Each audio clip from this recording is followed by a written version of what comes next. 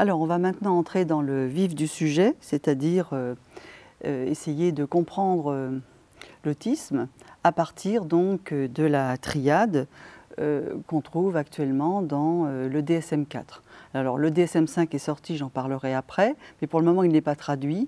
Donc en France, on continue de se référer au DSM-4 et à la triade autistique. Et c'est vrai que dans tous les colloques, à chaque fois qu'on parle d'autisme, eh bien, on présente la triade.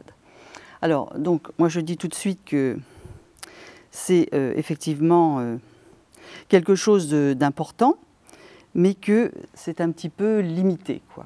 Hein, c'est-à-dire que ça ne, enfin, j'y reviendrai tout à l'heure, c'est un petit peu ce que j'appelle la partie émergée de l'iceberg. Hein, c'est quelque chose qu'il faut prendre en compte, mais c'est tout à fait insuffisant pour comprendre le fonctionnement autistique.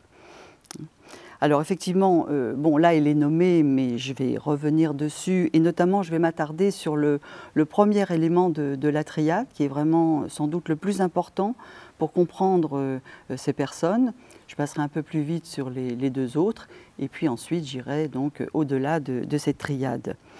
Donc triade, là, effectivement, le premier élément de la triade, altération qualitative des interactions sociales, concerne ce qu'on appelle la communication non verbale.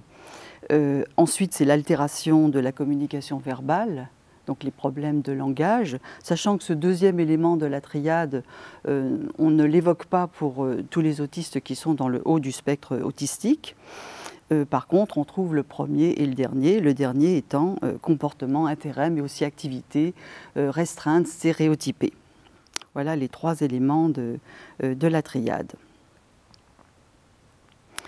Alors, partie émergée de l'iceberg, approche médicale aussi parce qu'on se focalise sur ce qu'on appelle des déficits de communication. On parle bien sûr de syndrome autistique. Alors, bon, c'est toujours pareil, c'est pas faux, mais ça, enfin, on verra que ça peut aussi induire en erreur parce que du coup, ça fait des personnes avec autisme, des personnes qui ne sont pas à l'aise. Alors, c'est vrai qu'elles ne sont pas à l'aise en situation sociale, mais du coup, on a tendance à penser qu'elles essaient de fuir la communication, que la communication les perturbe et qu'elles n'ont pas trop envie d'être en relation avec les autres, ce qui est complètement faux pour le coup. Voilà, donc il faut se méfier de cette approche, donc trop centrée sur les troubles et les déficits de communication. Et on laisse là complètement de côté le fonctionnement de la personne, on note simplement ces problèmes de communication. Alors moi je qualifie cette approche d'approche neurotypique. Bon, je m'amuse un petit peu en disant ça. Neurotypique, c'est la façon dont nous nommons les personnes qui sont dans le haut du spectre autistique. C'est la première fois d'ailleurs que dans le champ du handicap, des personnes avec handicap ont donné un nom aux personnes non handicapées. Donc effectivement, ils nous appellent les neurotypiques.